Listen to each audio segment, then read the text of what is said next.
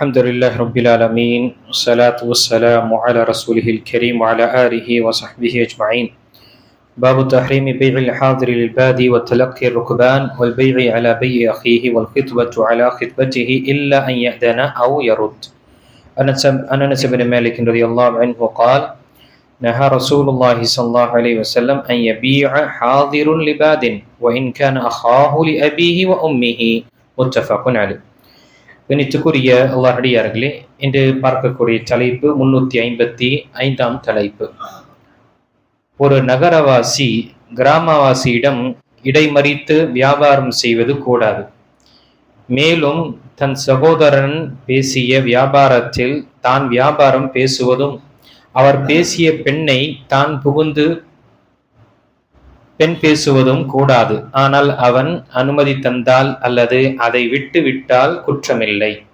இந்த தலைப்புல 3 விஷயங்கள் நாம் இன்று பார்க்க இருக்கின்றோம். ஒன்று,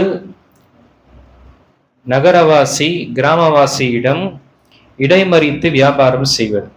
இதில் வரக்கூடிய ஹதீஸ் நபிகள் நாயகம் ஸல்லல்லாஹு அனஸ் இப்னு மாலிக் ரலியல்லாஹு அவர்கள் அறிவிக்கின்றார்கள், சொந்த உடன் பிறந்த சகோதரனாக இருந்தாலும் கிராமவாசியிடம் நகரவாசி இடைத்தரகராக இருந்து வியாபாரம் செய்வதற்கு நபி ஸல்லல்லாஹு அலைஹி வஸல்லம் அவர்கள் தடை செய்தார்கள். புகாரில் வரக்கூடிய 2561ஆம் ஹதீஸ், முஸ்லிமில் வரக்கூடிய 1523வது ஹதீஸ்.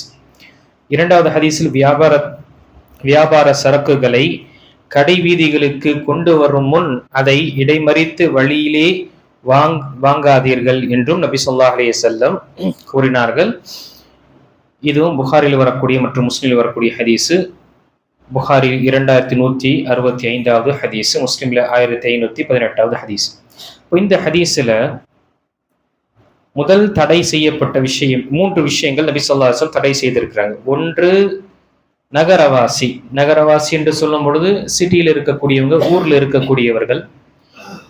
கிராமவாசி தன்னுடைய பொருட்களை, அந்த காலத்துல பொருட்களை அவங்களுடைய, அது ஒட்டகமா இருக்கலாம் அல்லது குதிரையாக இருக்கலாம் அல்லது தங்களுடைய உணவுக்கு தேவையான விஷயங்கள் அந்த காலத்தில் கிராமவாசிகள் கொண்டு வந்தால்தான் நகரவாசிகள் வாங்கக்கூடிய நிலை இருந்தது.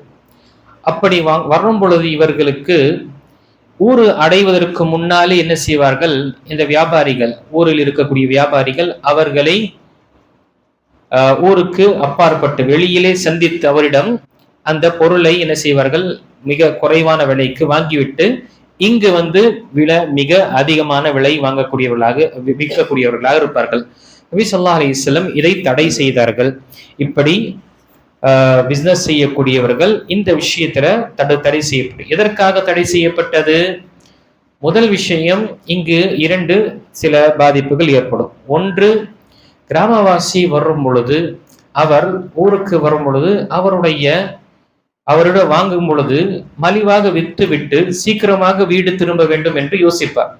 அப்படி இருக்கும் பொழுது அவருக்கு சீக்கிரமாக தன்னுடைய பொருளை விட்டு சென்று விடலாம் என்ற எண்ணத்தில் வரும் பொழுது ஊர் மக்களுக்கு மலிவான அந்த ஹோல்சேல் ரேட்ல கிடைக்கக்கூடிய வாய்ப்புகள் இருக்கும்.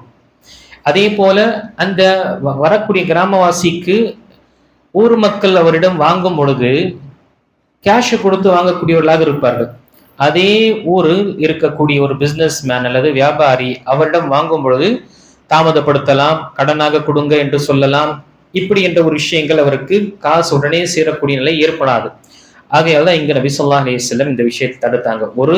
ஒரு பாதிப்பு என்ன, ஊர் மக்களுக்கு அந்த பொருள் மலிவாக கிடைக்காது, சீப்பாக கிடைக்காது. அதே கிராமத்து வாசியில் அந்த விற்கக்கூடிய விற்று விட்டார் என்றால் மக்களுக்கு அதை போய் சேரும். அதனால்தான் இன்னொரு ஹதீஸ் நபி ஸல்லல்லாஹு அலைஹி வஸல்லம் முஸ்லிமில் வரக்கூடிய 2799வது ஹதீஸ் சொல்லும் பொழுது, தஅுன் நாஸ யர்ஸுகுல்லாஹ பஅதுஹும் மின் பஅத், மக்களை விட்டுருங்க, அல்லாஹ் இன்னொருவரை கொண்டு இன்னொருவருக்கு ரிஸ்கை கொடுக்கின்றான், அவர்களை விட்டு விடுங்கள் என்று நபி ஸல்லல்லாஹு அலைஹி வஸல்லம் கூறினார். என்ன அர்த்தம்? கிராமவாசிகள் வரட்டும், ஊருக்கு வந்தவர் விட்டு விடட்டும், அவர்களை நீங்க தடுக்காதீங்க. இப்போ இது ஒரு. அதே போல வாகனத்தில் அங்கு கொண்டு வரும் பொழுது என்ன செய்வாங்க, முன்னாடியே அவர்கள் நிப்பாட்டி அவரிடமிருந்து விலைக்கு வாங்கிவிட்டு அல்லது அவர்களை ஏமாற்றி, இல்லைங்க ரேட் எல்லாம் போகல, அதனால இங்கே நீ வித்து விட்டு போனா உனக்கு சிறந்தது, இல்லைன்னா இதோடைய செலவு இது அது எல்லாம் ஆகி வர்றது போறது செலவு, வரவு செலவு சரியாயிடும் என்று இப்படி அவர்களை ஏமாற்றி அங்கேயே வழி மறைத்து என்ன செய்வாங்க, வாங்கக்கூடியவர்களாக இருந்தாங்க. இதுவும் என்ன, நபி ஸல்லல்லாஹு அலைஹி வஸல்லம் தடுத்து இருக்கிறாங்க. நீங்க போய் அவர்களை ஊர் வருவதற்கு முன்னாலே சென்று சந்தித்து அவரிடம் இருந்து பேசி வாங்குவது, ஏமாற்றுவது என்ன, இதையும் செய்யக்கூடாது என்று நபி ஸல்லல்லாஹு அலைஹி வஸல்லம் தடுத்தார்கள். மூன்றாவது விஷயத்தை சொல்லும் பொழுது, ஒரு சகோதரருடைய வியாபாரத்தில் இன்னொரு வியாபாரம் செய்யக்கூடாது. எப்படி, ஒருவரிடம், ஒரு சகோதரிடம் நம்முடைய ஒரு காசு, ஒரு பொருளை வாங்குகிறோம், 100 ரூபாய்க்கு வாங்குறோம்.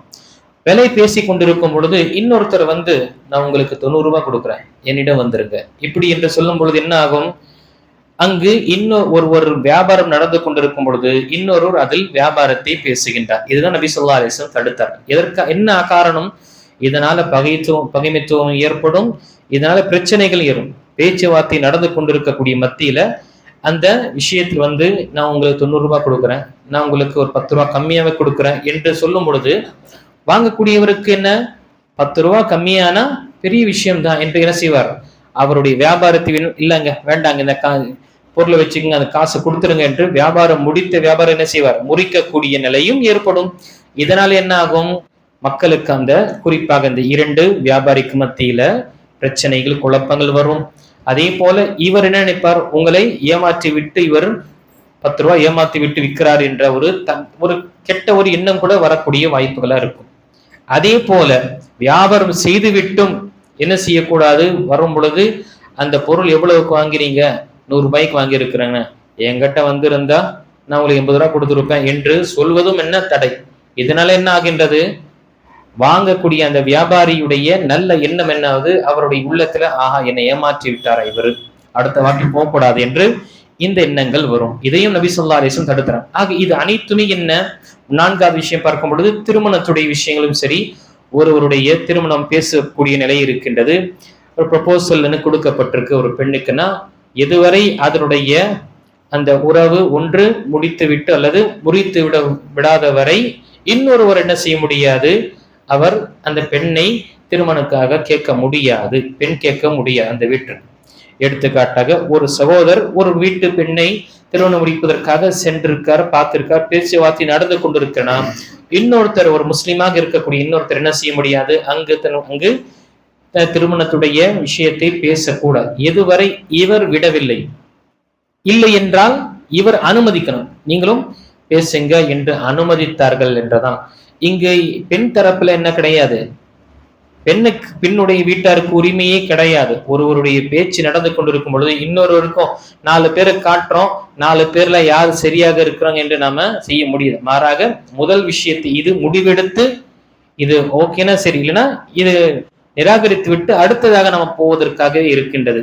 ஆக இது அனைத்துமே எதற்காக, ஒரு சொசைட்டி, ஒரு சமூகத்தை கட்டமைப்பதற்காக. இதெல்லாம் என்ன, இந்த சமூகத்தில் சொசைட்டியில் வரக்கூடிய பிரச்சனைகள்லாம், இது பிரச்சனைகள் மேல் பிரச்சனை வருவதனால இதை நபி ஸல்லல்லாஹு அலைஹி வஸல்லம் அந்த காலத்திலே என்ன செய்திருக்கின்றாங்க, இது அனைத்துமே தெரியப்படுத்தியிருக்கேன். ஆக நம்முடைய வாழ்க்கை, நம்முடைய மார்க்கம் வெறும் வணக்க வழிபாடுடைய விஷயங்கள் மட்டுமல்ல, மாறாக ஒரு நாம் செய்யக்கூடிய பிசினஸ் ஆக இருக்கட்டும், நம்முடைய பரிவர்த்தனை டிரான்சாக்ஷனாக இருக்கட்டும், நம்முடைய குடுக்கல் வாங்கலாக இருக்கட்டும், நம்முடைய இல்லற வாழ்க்கை இருக்கட்டும், சமூக வாழ்க்கை, எல்லாத்திற்கும் நமக்கு ஒரு கைடன்ஸாக நபி ஸல்லல்லாஹு அலைஹி வஸல்லம் நமக்கு இருந்தார்கள். அதே கைடன்ஸ் தான் நபி ஸல்லல்லாஹு அலைஹி வஸல்லமுடைய வாழ்க்கை முறையை நமக்கு நாம் முன்மாதிரியாக எடுத்துக்கொள்ள வேண்டும் என்று அல்லாஹு தஆலா நமக்கு கட்டளையிட்டிருக்கின்றான்.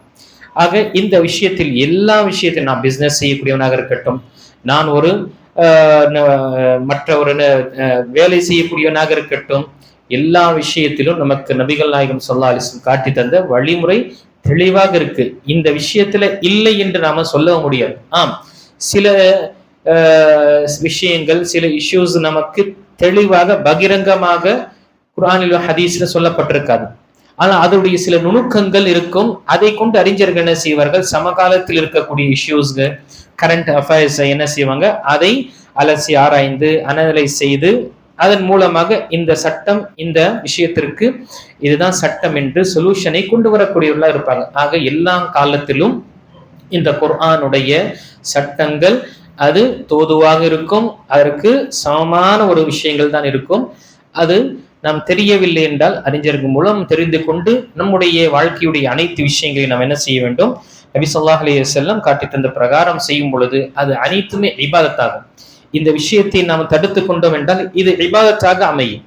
இதன் மூலமாக உலகத்துடைய நன்மையும் நமக்கு இருக்கும் பிசினஸ்ல, அதே போல இதன் மூலமாக நமக்கு நன்மையும் பெற்றுத்தரக்கூடியவராக இருப்போம். இது அல்லாஹ்விடம் நமக்கு ஹைராக. அதனால நபி ஸல்லல்லாஹு அலைஹி வஸல்லம் ஒரு பிசினஸ் மேன், ஒரு நேர்மையான ஒரு பிசினஸ் மேனுக்கு நபி ஸல்லல்லாஹு அலைஹி வஸல்லம் சொல்லக்கூடிய நன்மாரையும் என்ன? அன வத்தாஜிருல் அமீன் கஹாத்தைனி ஃபில் ஜன்னah. நானும் நேர்மையான உண்மையான ஒரு வியாபாரி இப்படி சொர்க்கத்தில் இருப்போம் என்று நபி ஸல்லல்லாஹு அலைஹி வஸல்லம் சுப்ஹானல்லாஹ் ஆட்காட்டி விரலும் அதற்கு பிறகு இருக்கக்கூடிய நடுவிரலையும் இப்படி சேர்த்து கூறும் பொழுது என்ன அர்த்தம்? இதன் மூலமாகவும் என்ன? அல்லாஹுடைய பொருத்தத்தை நாம பெற்றுவிடலாம். அல்லாஹு தஆலா நமக்கு தடை செய்யப்பட்ட விஷயத்திலிருந்து முற்றிலுமாக நாம் தடுத்து கொண்டு வாழக்கூடியவர்களாக அல்லாஹ் ஆக்கியல்வானாக. ஆமீன். வாஹிரு தஅவானா அல்ஹம்துலில்லாஹி ரப்பில் ஆலமீன்.